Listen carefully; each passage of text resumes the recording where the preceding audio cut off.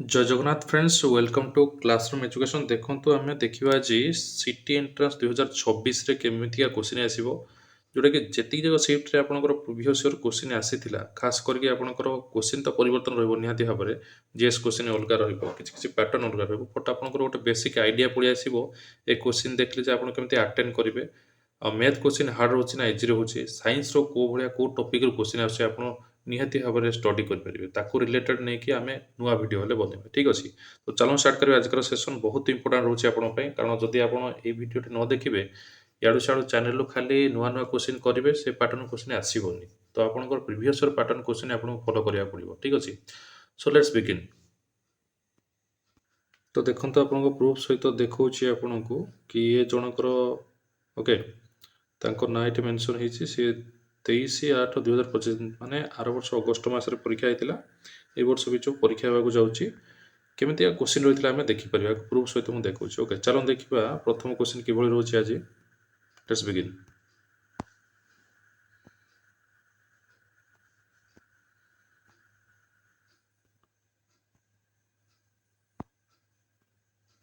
Show ଦେଖନ୍ତୁ ପ୍ରଥମ question ଆପଣଙ୍କ କ'ଣ ରହୁଛି। ଇଏ ହେଉଛି ଆପଣଙ୍କର ଇଂଲିଶର ପ୍ରଥମ କୋଶ୍ଚିନ୍ ଗୋଟେ ଦେଉଛି, select the most appropriate option to fill in the blank. This school makes no ଡେସ୍ ବିଟୱିନ୍ ସେକ୍ସେସ୍। ଓକେ, କୌଣସି ଲିଙ୍ଗଗତ ଭେଦଭାବ ଦେଖୁନି। ଭେଦଭାବ ମାନେ କ'ଣ? ପ୍ରଥମ ଅପସନ୍ ଦେଖନ୍ତୁ ଡିଷ୍ଟିଂସନ୍, ମାନେ ଭେଦଭାବକୁ ଦେଖାଏ। ଓକେ, ତ ଏଇ ଯାହାର ୱାର୍ଡ଼ ପାୱାର ଯାହାର ଥିବ, ଭୋକାବୁଲାରୀ ଯାହାର ଷ୍ଟ୍ରଙ୍ଗ ଥିବ, ସେମାନେ କରିପାରିବେ ଏ କୋଶ୍ଚିନ୍, କିଛି ପ୍ରୋବ୍ଲେମ୍ ନାହିଁ, ଠିକ୍ ଅଛି। ଚାଲ ଦେଖିବା ନେକ୍ସଟ କୋଶ୍ଚିନ୍ କ'ଣ ରହୁଛି। ନେକ୍ସଟ କୋଶ୍ଚିନ୍ ଆପଣଙ୍କ ପାଇଁ ରହିଲା, choose from the following option the appropriate active passive form. ଦେଖନ୍ତୁ ଆମେ ପ୍ରଥମେ ନିଜେ ଆନ୍ସରଟାକୁ କରିବାକୁ ଚେଷ୍ଟା କରିବା, ଦେନ୍ ନହେଲେ ଆମେ ଅପସନ୍ ୱାଇଜ୍ ହେଲେ ଆମେ ଯାଇପାରିବା। କୋଶ୍ଚିନ୍ ଅଛି ଆପଣଙ୍କର ଆକ୍ଟିଭ୍ ପ୍ୟାସିଭ୍ର, they will send him away to place which has a cold water. ଦେଖନ୍ତୁ ପ୍ରଥମେ ଆପଣ ସବଜେକ୍ଟକୁ ଫାଇଣ୍ଡ ଆଉଟ୍ କରନ୍ତୁ। ଦେ, ଦେଟା ଆପଣଙ୍କର ଫାଇନାଲି ଦେମ୍ ହେଇଯିବ ଲାଷ୍ଟକୁ। ଓକେ, ବାଇ ଦେମ୍ ହେବ। ଦେ ସେଣ୍ଟ, ୱିଲ୍ ସେଣ୍ଟ ଅଛି, ୱିଲ୍ ପ୍ଲସ୍ ବା ୱିଲ୍ଟାକୁ କୁହାଯାଏ ମୋଡାଲ୍ କୁହାଯାଏ। ମୋଡାଲ୍ ପ୍ଲସ୍ ଭର୍ବ ଆଣିଥିଲେ ଆପଣଙ୍କର ଫର୍ମୁଲା ହେଉଛି ଯାହା ମୋଡାଲ୍ ଥିବ plus be be plus verb three. Okay, ପ୍ରଥମେ ଆପଣଙ୍କର ଅବଜେକ୍ଟଟାକୁ ଆମେ ଫାଇଣ୍ଡ ଆଉଟ୍ କରିବା। ଇଏ ହେଲା ଆମର ସବଜେକ୍ଟ, ଇଏ ହେଉଛି ଆପଣଙ୍କର ଭର୍ବ, ଯେଉଁଟାକି ମୋଡାଲ୍ ପ୍ଲସ୍ ଭର୍ବ ଆଣିଲେ ତାହେଲେ ଆପଣଙ୍କର ହିମ୍ ହେଉଛି ଅବଜେକ୍ଟ। ତ ଯେତେବେଳେ ଆପଣ ପ୍ୟାସିଭ୍ କରିବେ ସେତେବେଳେ ଅବଜେକ୍ଟ ଆଗ ଲେଖିବେ। ହିମ୍ର ଅବଜେକ୍ଟ ହେଇଯାଉଛି ହି, ସବଜେକ୍ଟିଭ ଫର୍ମରେ ସିଏ ଆଗ ହିରୁ ଷ୍ଟାର୍ଟ ହେବ। ତାହେଲେ ଫର୍ମୁଲା କ'ଣ ହେଲା, ହି ମୋଡାଲ୍ ୱିଲ୍ ହେବ ବିଇ ବି ପ୍ଲସ୍ ସେଣ୍ଟର sent. Okay, he will be sent, ଏତିକି ଯାଏଁ ଠିକ୍ ଅଛି। ଦେନ୍ ଏଇଠି ଯାହା ଅଛି ସେୟା ଲେଖିଦେବେ। ଆଉ a to a place which has cold water, ଆଉ a to a place which has cold water. ତ ପ୍ରଥମ ଅପସନ୍ ହିଁ ଆପଣଙ୍କର ଠିକ୍ ଭଳିଆ ଜଣାପଡ଼ୁଛି। ଦେଖିବା ଅଦର ଅପସନ୍ ଚେକ୍ କରିବା କ'ଣ ଭୁଲ ଅଛି। ଏଠି he will be sent away to a place in cold water, ଏଠି ଏଇଟାକୁ ଛାଡ଼ି ଦେଇଛି, ତ ଇଏ ଭୁଲ ହେବ। ବାକି ଅଦର ଅପସନ୍ ଭୁଲ ହେବ। ଇଏ ଆପଣଙ୍କର ସୂତ୍ର ଅନୁସାରେ ପୁରା ଠିକ୍ ଅଛି। Modal plus be plus verb three, ବାକି ଯାହା ସେଣ୍ଟେନ୍ସ ରହିଲା ତାକୁ ଆପଣ ଆପ୍ଲାଏ କରିପାରିବେ। He will be sent away to place which has cold water, by them ହେବ। ବାଇ ଦେମ୍ କେଉଁଠି ଦେଇଛି କି ଅପସନ୍ରେ? ବାଇ ଦେମ୍ ଯଦି ଦେଇନି ତାହେଲେ ଏଇଟା ହିଁ ରାଇଟ୍ ଆନ୍ସର୍ ହେବ। ହି ୱିଲ୍ ବି, ତ ଅପସନ୍ ଏ ହେଇଗଲା right answer. He will be sent to cold water which has cold water, sent to place which has cold water, ଇଏ ହେଇଯିବ ରାଇଟ୍ ଆନ୍ସର୍, ଠିକ୍ ଅଛି। ତ ଦେଖିବା ନେକ୍ସଟ କ୍ୱେଶ୍ଚିନ୍। ତାପରେ ଆପଣ ଆସିଲା କରେକ୍ଟଲି ସ୍ପେଲ୍ଡ, ମାନେ ସ୍ପେଲିଂ ମିଷ୍ଟେକ୍ ଆପଣଙ୍କୁ ପଚାରିଲା। ଓକେ, ପ୍ରିଷ୍ଟିନ୍, ଦେନ୍ ପ୍ରିଷ୍ଟାଇନ୍, ଏମିତି ସବୁ ଦେଇଛି। ତ କରେକ୍ଟ ଅପସନ୍ ଆପଣଙ୍କ ରହିବ ଆପଣଙ୍କ PRISTENE। କେଉଁଠି ଅଛି ଆପଣଙ୍କର PRISTENE? ଦେଖନ୍ତୁ PRISTENE, ତ ଆପଣଙ୍କର ପ୍ରଥମ ଅପସନ୍ଟା ହେଇଯାଉଛି right answer PRISTENE। Okay, next question ଦେଖିବା। ତ ଏଠି ଜାଣି ରଖନ୍ତୁ ପ୍ରିଷ୍ଟିନ୍ର ମିନିଂ ହେଉଛି ଏକ୍ସଟ୍ରିମଲି ଫ୍ରେଶ୍, ଯେଉଁଟାକି ଆପଣ ଫ୍ରେଶ୍ ମାନେ ସତେଜକୁ ବୁଝେଇବ। ଓକେ, ତ ସତେଜ ମନେ ରଖନ୍ତୁ, ସତେଜ ମାନେ ଆପଣଙ୍କର ପ୍ରିଷ୍ଟିନ୍। ଓକେ, ତ ୱାର୍ଡ଼ଟା ତ ଆପଣ ସ୍ପେଲିଂ ଜାଣିଲେ, ମିନିଂ ହେଲେ ଜାଣି ରଖନ୍ତୁ। ନେକ୍ସଟ କ୍ୱେଶ୍ଚିନ୍ ଦେଖିବା। ଏଠି ଗୋଟେ ସେଣ୍ଟେନ୍ସ ଦେଇଛି ଆପଣଙ୍କୁ ଯେ I have just been washing the car seats. ୟାକୁ ଆପଣଙ୍କର choose the correct form of the tense given, ଏଇଟା କେଉଁ ଟେନ୍ସରେ ଅଛି? ହାଭ୍ ପ୍ଲସ୍ କ'ଣ ବିନ୍ ପ୍ଲସ୍ ଭର୍ବ ଏନ୍ଜି ଅଛି, have been verb ing. Have been verb ing ଥିଲେ ଆପଣ ତାକୁ କହିବା ପ୍ରେଜେଣ୍ଟ ପରଫେକ୍ଟ ପ୍ରୋଗ୍ରେସିଭ୍। କ'ଣ କହିବେ ତାକୁ? Present perfect progressive. କେଉଁ ଅପସନ୍ରେ ଅଛି ଦେଖନ୍ତୁ? ବା present perfect continuous, present perfect continuous, ଏଇ ଯେଉଁ ଅପସନ୍ଟା ହେଇଯିବ ରାଇଟ୍ ଆନ୍ସର୍, ଠିକ୍ ଅଛି। ଚେକ୍ କରିଦିଅନ୍ତୁ। ତ ପ୍ରେଜେଣ୍ଟ ପରଫେକ୍ଟ କଣ୍ଟିନ୍ୟୁଅସ୍ ତାକୁ ଆମେ କହିପାରିବା। ଦେଖନ୍ତୁ ସେ କ୍ୟାଣ୍ଡିଡେଟ୍ ଜଣକ ଆପଣଙ୍କର ଭୁଲ ଆନ୍ସର୍ ଦେଇଥିଲେ ପ୍ରେଜେଣ୍ଟ ସିମ୍ପଲ୍, ଯେଉଁଟାକି ରାଇଟ୍ ଆନ୍ସର୍ ହେଇଯିବ ପ୍ରେଜେଣ୍ଟ ପରଫେକ୍ଟ କଣ୍ଟିନ୍ୟୁଅସ୍ ବା ପ୍ରେଜେଣ୍ଟ ପରଫେକ୍ଟ ପ୍ରୋଗ୍ରେସିଭ୍ ବି ତାକୁ କହିପାରିବା। Has or have plus been plus verb I N G ଏଇ ଫର୍ମାଟ୍ରେ ଯଦି ଥିବ ତାକୁ ଆମେ ପ୍ରେଜେଣ୍ଟ ପରଫେକ୍ଟ କଣ୍ଟିନ୍ୟୁଅସ୍ କହିପାରିବା ଠିକ୍ ଅଛି। ତ ଆପଣ ଚେକ୍ କରନ୍ତୁ ଏଇଠି ସେଇ ଫର୍ମାଟ୍ରେ ଥିଲା ଏଇଠି ଦେଖନ୍ତୁ ହାଜର ହାବ୍ରୁ ଆପଣଙ୍କର ହାବ୍ଟା ଥିଲା ଆଇ ଭିର ଅର୍ଥ ହେଉଛି ଆଇ ହାବ୍ ତାପରେ ବିନ୍ ତାପରେ verb I N G that means present perfect continuous okay. Then ଏଇଭଳିଆ କିଛି ଆପଣଙ୍କ ପାରାଗ୍ରାଫ ରହିବ। ପାରାଗ୍ରାଫ ବହୁତ ଇଜି ଥାଏ ଯେଉଁଠି ସେଠି ଆନ୍ସର ଥାଏ। ମୁଁ ଆପଣଙ୍କ ପାଇଁ ଗୋଟେ କ୍ୱେଶ୍ଚିନ୍ର ଆନ୍ସର କରିଦେବି, ଆପଣ ସ୍କ୍ରିନଶଟ୍ ନେଇଯାଆନ୍ତୁ ଆର ଓକେ।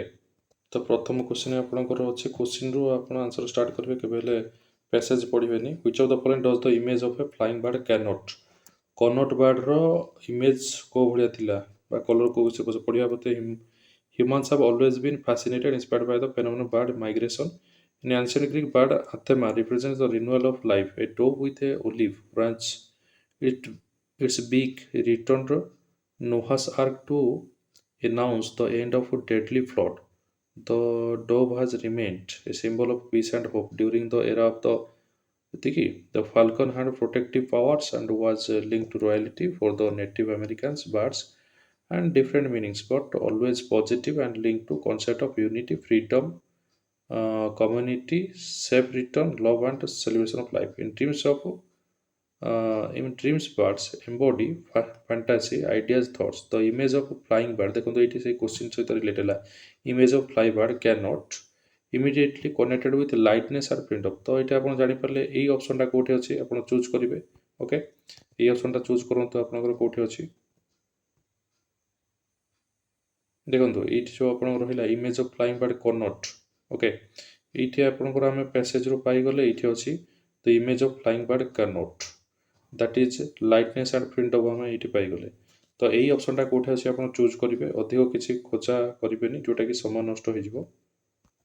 ତ ଏଇଠି ଦେଖନ୍ତୁ ଲାଇଟନେସ୍ ଆଣ୍ଡ ଫ୍ରିଡ଼ମ୍ ଏଇଠି ଅଛି ଓକେ। ଲାଇଟନେସ୍ ଆଣ୍ଡ ଫ୍ରିଡ଼ମ୍ ଇଏ ହିଁ ଆପଣଙ୍କର ରାଇଟ୍ ଆନ୍ସର୍। ତ ଏମିତି ଆପଣଙ୍କର ଅନେକ କ୍ୱେଶ୍ଚିନ୍ ଅଛି ୟା ରିଲେଟେଡ୍, ଆପଣ ଚାହିଁଲେ ଆକୁ ଚେକ୍ ଆଉଟ୍ କରିପାରିବେ ଓକେ। ଦେଖନ୍ତୁ ମୁଁ ଆପଣଙ୍କୁ ଦେଖାଇ ଦେଉଛି, ଇଏ ହେଉଛି ସେକେଣ୍ଡ କ୍ୱେଶ୍ଚିନ୍, ଇଏ ହେଉଛି ଆପଣଙ୍କର third question okay. Third question ପରେ ଆପଣ ଯାଇପାରିବେ ଫୋର୍ଥ କ୍ୱେଶ୍ଚିନ୍କୁ ଓକେ। ଦେନ୍ ଇଏ 3 ମାର୍କର କ୍ୱେଶ୍ଚିନ୍ ଗଲା। ଦେନ୍ ଆଉ ଗୋଟେ ପାସେଜ୍ ଆସିଲା, ତାକୁ ନେଇକି ପୁଣି ଆଉ ଥରେ କ୍ୱେଶ୍ଚିନ୍ ଆସିଲା।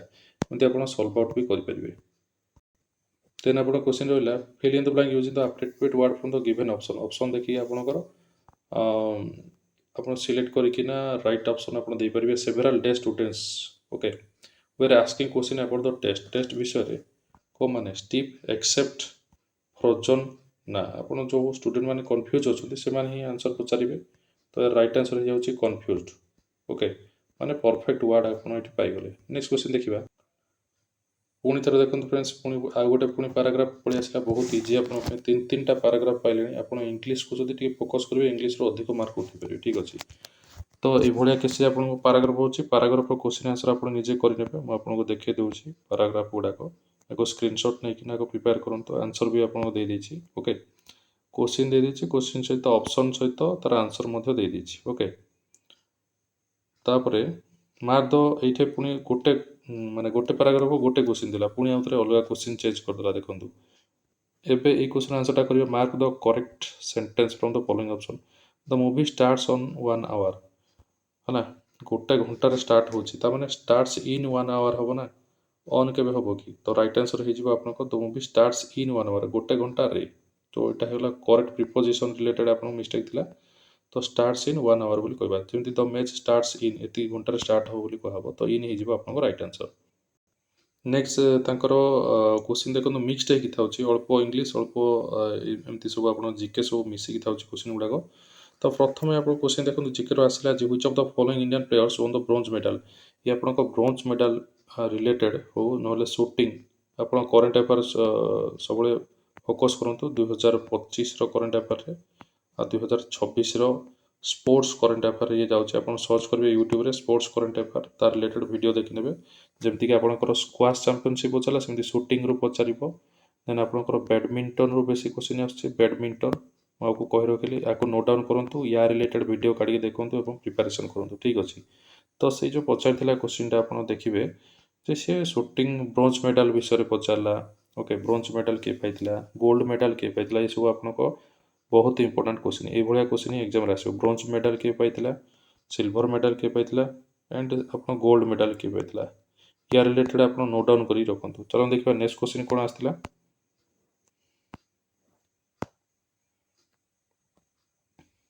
जितेबाला which of the following is a chemical that the body produces when cells break down carbohydrate for energy। जितेबाला एनर्जी तैयारी करबे कार्बोहाइड्रेट ब्रेकडाउन हुए सेल भितर सेतेबाला को केमिकल आपन तैयारी हुए sulphuric acid lactic acid nitric acid या फिर फॉस्फोरिक एसिड। राइट आंसर हो जिवो आपनकर लैक्टिक एसिड। आपन पढ़िथिबे लैक्टिक अम्ल किनोन आपनकर 10th एग्जाम रे थिला लैक्टिक एसिड फर्मेंटेशन। ओके सेतरे आपनकर लैक्टिक जेतेबाला बॉडी एनर्जी टाको यूज करिवो सेतेबाला आपनकर जो गोड़र मसल आप मसल क्राम्प हुए देखो कहीं क्राम्प हुए कारण से लैक्टिक एसिड प्रोड्यूस हुए। लैक्टिक एसिड प्रोड्यूस हेले लॉक ऑफ ऑक्सीजन से थाए। ये भी क्वेश्चन आसो लॉक ऑफ ऑक्सीजन रे कौन प्रोड्यूस हो ना लैक्टिक एसिड प्रोड्यूस हो। तो आपनकर लैक्टिक एसिड बॉडी रे प्रोड्यूस होता है। ओके जितेबाला आपनकर एनर्जी यूटिलाइज हुए। नेक्स्ट देखिए ये हूँ आपनकर बेसिक साइंस रो गोटे क्वेश्चन आसला जो भी हार्ड नहीं लाइफ साइंस रो क्वेश्चन रहिबो। तो लाइफ साइंस रो आपनकर जो रहिला आपनकर रेस्पिरेशन है आउ न्यूट्रिशन ये दुईटा चैप्टर 10th क्लास कवर कर दिंतु से क्वेश्चन आसपारे ठीक अच्छे।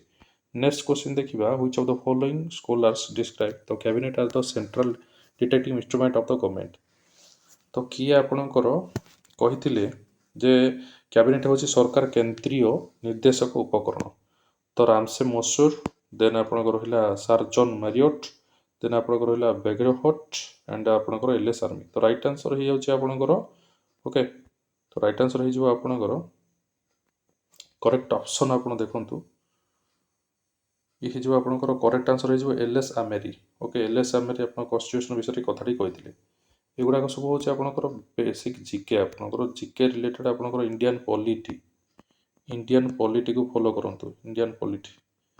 ओके इंडियन पॉलिटी को फॉलो करंतु ये क्वेश्चन इंडियन पॉलिटी रो आछि। नेक्स्ट क्वेश्चन देखिबा देन आसिला आपणकर ऑर्गेनाइजेशन केबे एस्टैब्लिश कराइतला जेमति National Human Right Commission NHRC रो एस्टैब्लिशमेंट केबे थला 1950 1990 या फिर 1993 या फिर आपणकर 1900 2001। तो राइट आंसर हो जाउछि 1993 NHRC. Okay National Human Right Commission then आपणकर कहि पारंती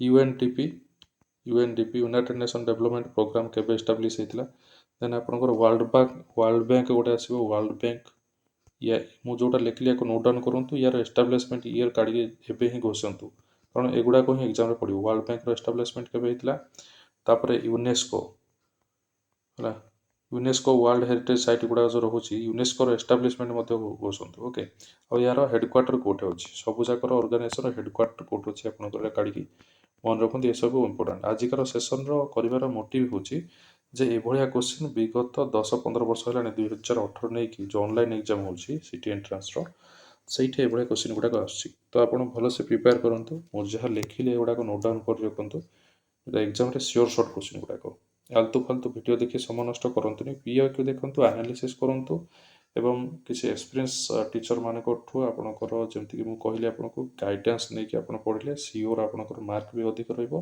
कटअप रो 10-15 मार्क एक्स्ट्रा रही आपणकर ठीक अच्छे। तो देखा नेक्स्ट क्वेश्चन।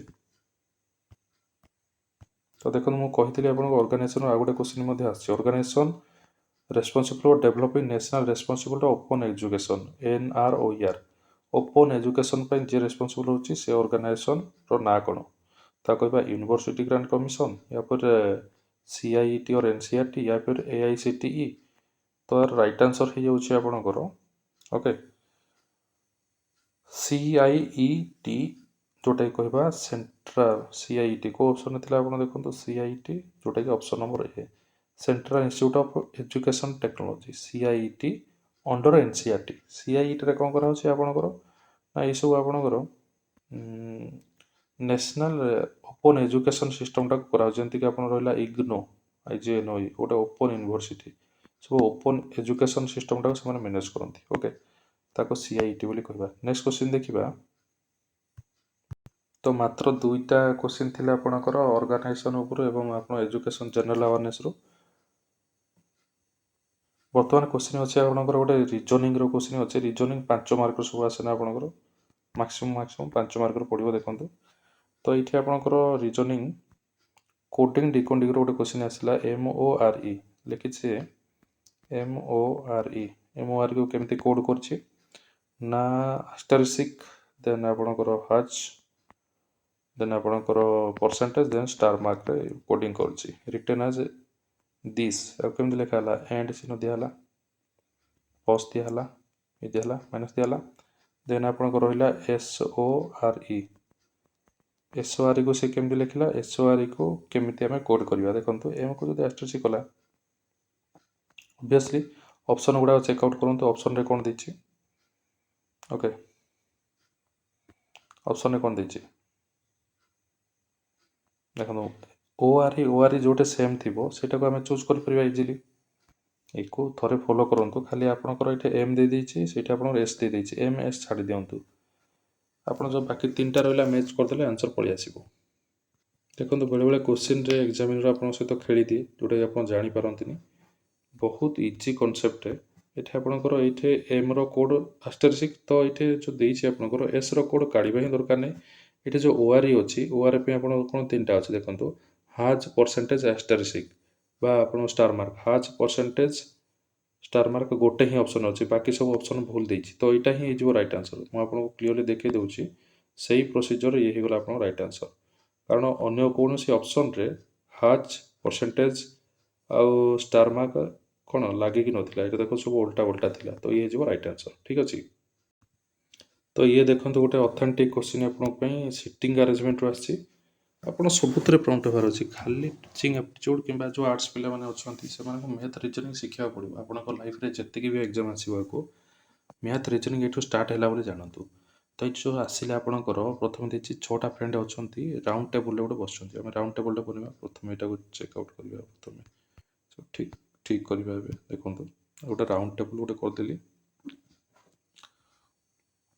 फेसिंग इनसाइड अर्थ होला समस्त भीतर को अछंती केते 6 जण अछंती 1 2 3 4 5 6 एमती कर देली 6 जण को F is seat between A and B suppose मु एठे मन इच्छा F पकई परिबी तापर जहा करबी अकॉर्डिंग टू रूल करिया पड़िबो A और B भितरे हेले A और D एठे लिखि देली जदी भूल होबो मु चाहिले D टा एठे और एटा एठे लिखि भी परिबी एतिके आपण माइंड रखंतु X is between E and B X E और B भितरे अछि तो आकु टिके छाडी दियंतु रिलेट देखंतु is not between D and X D और X भितरे E नाही ता माने A और X भितरे E रही परिबो एठे आपण X पकई परिबे ओके तो F is between A and D ये तो कंसीडर हला X is between E and B E और B भितरे ता माने एठे B टा पकई परिबे B और E भितरे X रही परला E is not between D and X ता माने ये भी कंडीशन सैटिस्फाई हला okay D is second to left of X X रो सेकंड रे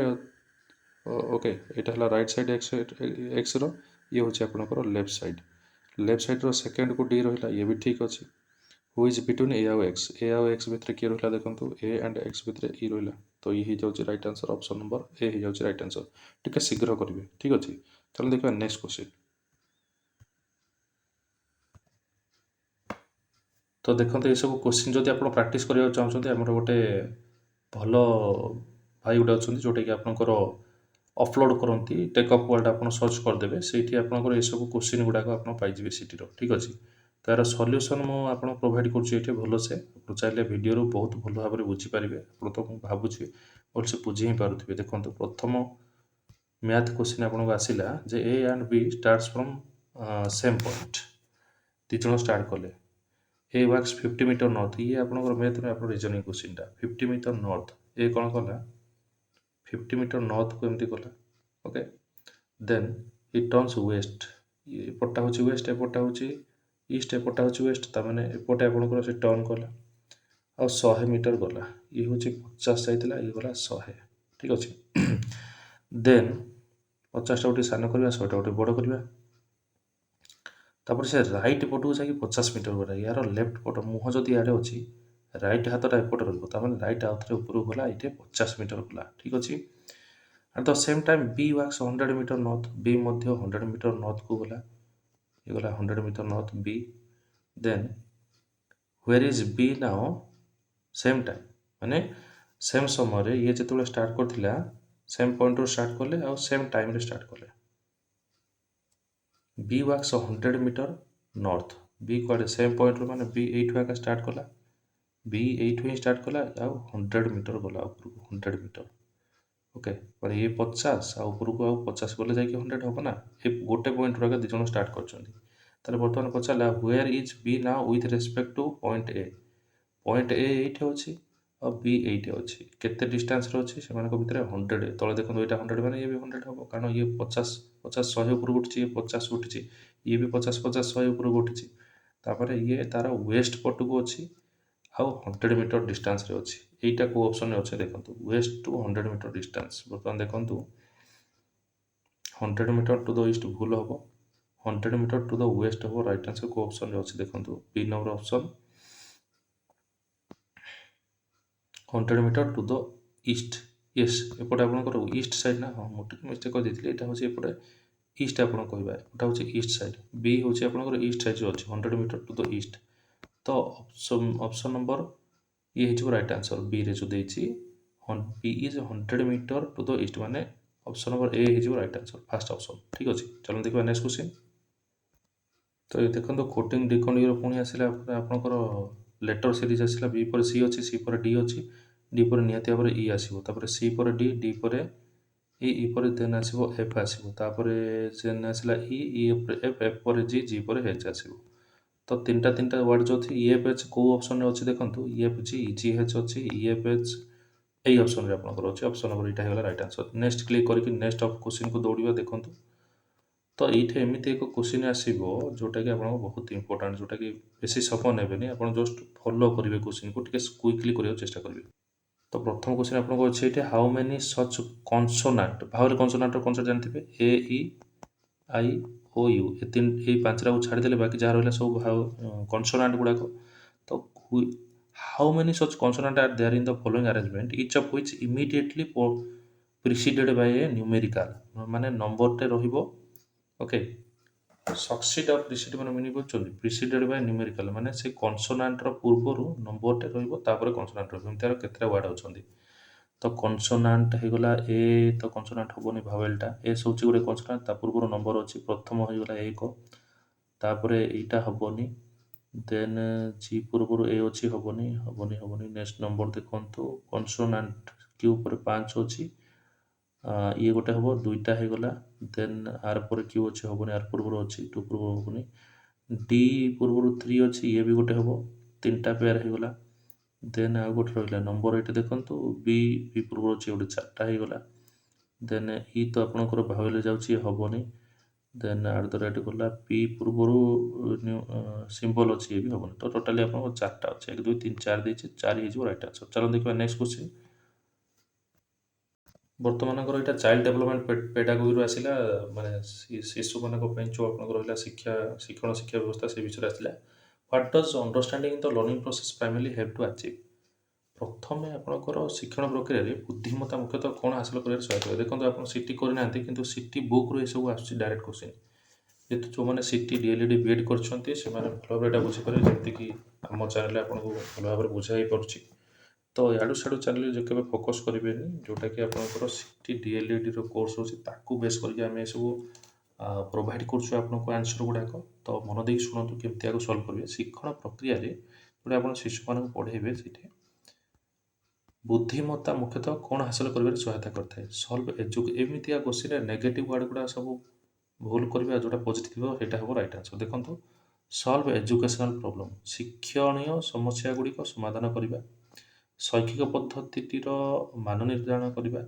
समान आचरण सुनिश्चित करवा या फिर आपणकर विद्यार्थी मान सहित भावर आदान प्रदान एड़ाइबा भावर आदान प्रदान एड़ाइले विद्यार्थी सहित जड़ित हो पारे हूँ गोटे नेगेटिव क्वेश्चन ओके तापर रहा आपणकर समान आचरण सुनिश्चित करवा क्वेश्चन कौन थी क्वेश्चन थी आपणकर बुद्धिमत्तार समस्त डिफरेन्ट तो रहा जमी बुद्धिमत्ता तो ये भी भूल हम तापर स्टांडार्डाइज कौन मान निर्धारण कर कौन इभालुएसन प्रोसीजर कहूँ गोटे रहा आपंकर एजुकेशन प्रोब्लेम गुड़ाक शिक्षण समस्या गुड़ाक आप समाधान करेंगे ये जाऊँगी आप राइट आंसर तो देखिए आंसर यस ये जाऊँगी आप राइट आंसर नेक्स्ट क्वेश्चन हूँ why is it important to train learners in problem solving method in active learning environment गोटे भल शिक्षण परिवेश कौन पर आपण को गोटे लर्नर को शिक्षा देवा दरकार ओके तो राइट आंसर देखिए कौन how to enhance their dependency on teacher शिक्षक मान ସେମାନେ ନିର୍ଭରତା ବୃଦ୍ଧି କରିବା ଏଇଟା ହେଉଛି ନେଗେଟିଭ୍ ପଏଣ୍ଟ ଗୋଟେ। କେବେ ହେଲେ ଶିକ୍ଷକ ଉପରେ ନିର୍ଭର ହେବନି, ନିଜେ ସଲ୍ଭ ଆଉଟ୍ କରିବାକୁ ଚେଷ୍ଟା କରିବ। ମନେ ରଖିବା କଥା ଯେଉଁଠି ବି ଦେଇଛି ଏଇଟା ଆପଣ ଆଖି ବୁଜିକି ଭୁଲ କରିପାରିବେ, କାରଣ ଘୋଷା ବିଦ୍ୟା ଆଜିକାଲିକା ଶିକ୍ଷଣ ପଦ୍ଧତିରେ ଘୋଷା ବିଦ୍ୟା ଶିକ୍ଷା କୁହାହେବନି। ହାୟର ଅର୍ଡର ଥିଙ୍କିଂ ସ୍କିଲ୍ସ, ହଁ ଇଏ ଗୋଟେ ପଜିଟିଭ୍ ଜିନିଷ ଗୋଟେ ଦେଇଛି। To ensure uniform solution to problem, ସମସ୍ୟା ଗୋଟେ ଏକ ପ୍ରକାର ସମାଧାନ, କୌଣସି ସମସ୍ୟାର ଏକ ପ୍ରକାର ସମାଧାନ ନଥାଏ, ଅଲଗା ଅଲଗା କ୍ୱେଶ୍ଚିନ୍ ପାଇଁ ଅଲଗା ଅଲଗା ସମାଧାନ, ଇଏ ହେଇଯିବ ଭୁଲ। ତ ଏଇଠି ଆପଣଙ୍କର ହାୟର ଅର୍ଡର ଥିଙ୍କିଂ ଆବିଲିଟି, ଉଚ୍ଚ ସ୍ତରୀୟ ଚିନ୍ତନ କରିପାରିବା ହେଇଯାଉଛି ରାଇଟ୍ ଆନ୍ସର। ଓକେ, ତ ଏମିତି ଆପଣ ଅପସନ୍କୁ ଏଲିମିନେଟ୍ କରିକି ଆପଣ ଆନ୍ସର ମଧ୍ୟ ଜାଣିପାରିବେ। ୟେସ୍, ରାଇଟ୍ ଆନ୍ସର ହେଇଯାଉଛି ଆପଣଙ୍କର ହାୟର ଅର୍ଡର, ଚିନ୍ତନ ସ୍ତରକୁ ବଢ଼େଇ ପାରିବେ। ନେକ୍ସଟ କ୍ୱେଶ୍ଚିନ୍ ହେଉଛି ଶ୍ରେଣୀଗୃହ ପରିଚାଳନା ନିୟମ ଅନୁସାରେ ଫଳପ୍ରଦ ଶିକ୍ଷାଦାନ ପ୍ରକ୍ରିୟାର ମୂଳଦୁଆ କ'ଣ? ମାନେ ଫଳପ୍ରଦ ଇଫେକ୍ଟିଭ୍ ଏଜୁକେସନ୍ ଦେବା ପାଇଁକା ଆପଣଙ୍କର କ୍ଲାସରୁମ୍ ମ୍ୟାନେଜମେଣ୍ଟ ସିଷ୍ଟମ୍ କେମିତି ରହିବା ଦରକାର? What is the foundation of effective instructional process according to the principle of classroom management? ଶ୍ରେଣୀଗୃହ ପରିଚାଳନାରେ ଆପଣଙ୍କର କେମିତି ଭଲ ଭାବରେ ଶିକ୍ଷଣ ପ୍ରଦାନ କରିପାରିବେ? ଅପସନ୍ ଦେଇଛି ଆପଣଙ୍କର ଷ୍ଟ୍ରିକ୍ଟ ଡିସିପ୍ଲିନ୍। ଦେଖନ୍ତୁ, ସବୁବେଳେ ଛୋଟ ଛୁଆ କେବେ ହେଲେ ସବୁବେଳେ ଡିସିପ୍ଲିନ୍ ରହିପାରନ୍ତି, ତାକୁ ଶିଖା ହେବ ଡିସିପ୍ଲିନ୍, ବଟ୍ ତାଙ୍କୁ ବାଧ୍ୟ କରାଯାଇପାରିବନି, ତେଣୁକରି ଇଏ ହେଉଛି ଗୋଟେ ନେଗେଟିଭ୍ ପଏଣ୍ଟ। ନେକ୍ସଟ କ୍ୱେଶ୍ଚିନ୍ ଦେଖିବା, ନେକ୍ସଟ ଅପସନ୍ ଦେଖିବା। ଅପସନ୍ ଅଛି use of advance teaching aid. ହଁ, ଏଇଟା ଗୋଟେ ଭଲ ଉନ୍ନତ ଶିକ୍ଷଣ ସାମଗ୍ରୀ, ଯେମିତିକି ଟେଲିଭିଜନ ପ୍ରୋଜେକ୍ଟର କିମ୍ବା ସ୍ମାର୍ଟ ବୋର୍ଡ଼, ଏଗୁଡ଼ାକ ୟୁଜ୍ କଲେ ପିଲାମାନେ ଆଗ୍ରହ ହେବେ ଶିଖିବା ପାଇଁ, ଏଇଟା ଗୋଟେ ଠିକ୍ ହେଇପାରେ। କିମ୍ବା ଶିକ୍ଷାର୍ଥୀର ପୂର୍ବ ଜ୍ଞାନକୁ ନେଇକି ଆପଣଙ୍କ ବେଶୀ ତ କିଛି କରିପାରିବେନି, ତ ଆପଣଙ୍କର ରାଇଟ୍ ଆନ୍ସର ହେଇଯିବ ଏଇଟା ପଜିଟିଭ୍ ବେଶୀ ରହୁଛି, use of advance teaching aid. Last option ଥିଲା ପର୍ସନାଲ ଏଫେକ୍ଟ କେତେ ଦେବେ ଆପଣଙ୍କର? ଆପଣ ସବୁବେଳେ ଚେଷ୍ଟା କରିବେ ଛୋଟ ଛୋଟ ଛୁଆମାନଙ୍କୁ ଆଡ଼ଭାନ୍ସ ଥିଙ୍କିଂ ଲେଭେଲଟାକୁ ବଢ଼ାଇବା ପାଇଁ, ସେଥିପାଇଁ ହେଲେ ଆପଣଙ୍କୁ ଶିକ୍ଷଣ ସାମଗ୍ରୀ ବ୍ୟବହାର କଲେ ସେମାନେ ଭଲସେ ଶିଖିପାରିବେ। ତ ଅପସନ୍ ନମ୍ବର ଇଏ ହେଇଯାଉଛି ରାଇଟ୍ ଆନ୍ସର। ନେକ୍ସଟ ଦେଖିବା, ନେକ୍ସଟ କ୍ୱେଶ୍ଚିନ୍। ପ୍ରଥମେ ଦେଖନ୍ତୁ, ଏଇଭଳିଆ କ୍ୱେଶ୍ଚିନ୍ ହିଁ ଆପଣଙ୍କୁ ଆସିବ। ମୁଁ ଯେଉଁ କହୁଥିଲି ଆପଣଙ୍କୁ ଭିଡ଼ିଓ ଷ୍ଟାର୍ଟିଂରେ କେଉଁ ଟାଇପ୍ର କ୍ୱେଶ୍ଚିନ୍ ଆସିବ ଯେଉଁଟାକି ଆପଣଙ୍କୁ ହାର୍ଡ଼ ଲାଗିବ, ଯେହେତୁ ଆପଣ ନୂଆରେ +2 ସାରିକି ଆସିଛନ୍ତି, ଆପଣଙ୍କୁ ଏହା ବିଷୟରେ ଜ୍ଞାନ ହିଁ ନଥିବ। କାହା ବିଷୟରେ? ଯେଉଁ ଆପଣଙ୍କର ଟିଚିଂ ଲର୍ଣ୍ଣିଂ ପ୍ରୋସେସ୍ ବିଷୟରେ। ସେଥିପାଇଁ ଆପଣଙ୍କର ଏଗୁଡ଼ାକ ଭିଡ଼ିଓରେ ଭଲସେ ଦେଖିକି ଏଗୁଡ଼ାକ ପ୍ରିଭିୟସ୍ ଇୟର୍ କ୍ୱେଶ୍ଚିନ୍ ଆପଣ ସଲ୍ଭ କରିବାକୁ ପଡ଼ିବ। ଯେତିକି ସିଫ୍ଟରେ ସବୁ ହେଇଛି, ଖାଲି ସେମିତି ପଳେଇବେ, ଏଗୁଡ଼ାକ ମନ ଇଚ୍ଛା ରାଇଟ୍ ମାରିଦେଲେ ସବୁ ନେଗେଟିଭ୍ ମାର୍କ ହେଇଯିବ। ଆଉ ଆପଣ ମିନିମମ୍ 40-50 ମାର୍କ ତଳକୁ ଖସିଗଲେ ଆପଣ ସିଟି ଏଣ୍ଟ୍ରାନ୍ସ କ୍ୱାଲିଫାଏ କରିପାରିବେନି, ଖାସ୍ କରିକି ଜେନେରାଲ ପିଲା। ଠିକ୍ ଅଛି, ଜେନେରାଲ କାଟେଗୋରୀ ପିଲା ପାଇଁ ଯେମିତି ହେଲେ 50 ଉପରୁ ରଖିବାକୁ ପଡ଼ିବ। ନେକ୍ସଟ କ୍ୱେଶ୍ଚିନ୍ ହେଲା, how does a teacher's thorough knowledge, ଶିକ୍ଷକଙ୍କର ସମ୍ପୂର୍ଣ୍ଣ ଜ୍ଞାନଟା ଶ୍ରେଣୀଗୃହ ପରିଚାଳନାରେ କିପରି ଆପଣଙ୍କର ସହାୟତା ହେଇପାରିବ? ଓକେ, ତ ପୂର୍ଣ୍ଣ ଜ୍ଞାନ ଦରକାର, ଅଧା ଅଧା ଜ୍ଞାନରେ ହେବନି। କେମିତି ନା ଷ୍ଟ୍ରିକ୍ଟ ଡିସିପ୍ଲିନ୍, ପୁଣି ଆଉଥରେ ସେମ୍ ୱାର୍ଡ଼ ଆସିଲା, ଇଜିଲି କାଟି ଦିଅନ୍ତୁ।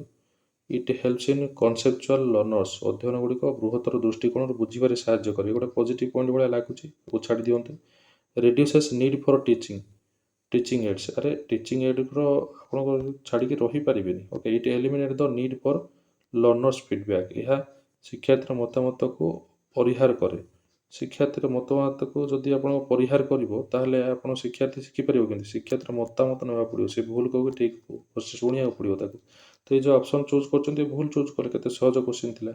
ତ କରେକ୍ଟ ଆନ୍ସର ଆପଣଙ୍କ କ'ଣ ରହିଲା? ଏଇ ଅପସନ୍ଟା ଠିକ୍ ହେବ। ଏଇଟା help in conceptual like the lessons. Okay, ତ ଦେଖନ୍ତୁ ଏଇଠି ରାଇଟ୍ ଆନ୍ସର ଅଛି, it helps in conceptual the lesson. ଆମେ ହେଉଛୁ ଏକ୍ସପିରିଏନ୍ସ ଟିଚର, ଆମର ଏକ୍ସପିରିଏନ୍ସ ଅଛି ଟିଚିଂ ଲର୍ଣ୍ଣିଂ ପ୍ରୋସେସ୍ରେ, ବହୁତ ଥର ଆମେ କ୍ଲାସ୍ ମଧ୍ୟ ନେଇଛୁ। ତେଣୁକରି ଏକ୍ସପିରିଏନ୍ସ ଟିଚର ପାଖରୁ ପଢ଼ନ୍ତୁ, ନହେଲେ ଆପଣଙ୍କ ଯଦି ମନ ଇଚ୍ଛା ପଢ଼ିବେ, ତାହେଲେ ଦେଖନ୍ତୁ ଏଇ ଯେଉଁ ଯିଏ ଦେଇଥିଲେ ଏକ୍ଜାମ୍, ଇଏ ଦେଖନ୍ତୁ କେମିତି ଭୁଲଭାଲ ସେ କରିଛନ୍ତି ସହଜିଆ ଜିନିଷଟାକୁ। ତ ଆପଣ ପ୍ରଥମେ ପଢ଼ନ୍ତୁ, ତାପରେ ଯାଇକି ଆପଣ ଏଣ୍ଟ୍ରାନ୍ସ ଏକ୍ଜାମ୍ ଦେବେ। ଭଲ ସେଇ ଭିଡ଼ିଓ ଗୁଡ଼ାକ ସେଭ୍ କରି ରଖନ୍ତୁ। ଯଦି ଆମ ଚ୍ୟାନେଲଟି ପସନ୍ଦ ଲାଗୁଛି ତାହେଲେ ସବସ୍କ୍ରାଇବ୍ କରିଦିଅନ୍ତୁ, ହୃଦୟରୁ ଗୋଟେ ଲାଇକ୍ କରିଦିଅନ୍ତୁ ଏବଂ ସାଙ୍ଗସାଥିମାନଙ୍କ ସେୟାର ମଧ୍ୟ କରିଦିଅନ୍ତୁ, ଯାହାଦ୍ୱାରା ଆପଣ ଏକ୍ଜାମ୍ ପୂର୍ବରୁ ଠିକ୍ ଷ୍ଟ୍ରାଟେଜି ଆପଣେଇକି ଜଲ୍ଦି ଆପଣ ସକ୍ସେସ୍ ପାଇପାରିବେ। ଠିକ୍ ଅଛି, ତ ଆଜି ପାଇଁ ଏତିକି। ଦେଖନ୍ତୁ, ଆହୁରି ମଧ୍ୟ ବହୁତ ଗୁଡ଼ାଏ କ୍ୱେଶ୍ଚିନ୍ ଅଛି ଯେଉଁଟାକି ଆମେ କାଲି ଡିସ୍କସନ୍ କରିବା। ଏଇ କ୍ୱେଶ୍ଚିନ୍ ନମ୍ବର 295 କ୍ୱେଶ୍ଚିନ୍ ପରେ ଆମେ କାଲିଠୁ ଡିସ୍କସନ୍ କରିବା। ଏଭଳିଆ ମଜାଦାର ଭିଡ଼ିଓ ବା ଆପଣଙ୍କର ଯେଉଁଟା ଏଜୁକେସନ୍ ରିଲେଟେଡ଼୍ ରହୁଛି, ଏକ୍ଜାମ୍ ପାଇଁ ଇମ୍ପୋର୍ଟାଣ୍ଟ ରହୁଛି, ପାଇବା ପାଇଁ ଆପଣ ଆମ ଚ୍ୟାନେଲକୁ ସବସ୍କ୍ରାଇବ୍ କରିଦିଅନ୍ତୁ ଏବଂ ସାଙ୍ଗମାନଙ୍କ ସହିତ ସେୟାର କରିଦିଅନ୍ତୁ ଯେଉଁମାନେ ଆପଣଙ୍କର ସିଟି ପାଇଁ ପ୍ରିପେୟାର କରୁଛନ୍ତି। ଠିକ୍ ଅଛି, ତ ପୁଣି ଦେଖା ହେବ ଅନ୍ୟ ଏକ ଇମ୍ପୋର୍ଟାଣ୍ଟ ସେସନ୍ରେ କାଲିକି, ଯେଉଁଟାକି ଆପଣଙ୍କର ପ୍ରତିଦିନ ଡେଲି ବେସିସ୍ରେ ଆମେ କ୍ଲାସ୍ କରିବା, ଯେହେତୁ ଏକ୍ଜାମ୍ ପାଖେଇଲାଣି। Okay, so till then keep watching. ଜୟ ଜଗନ୍ନାଥ।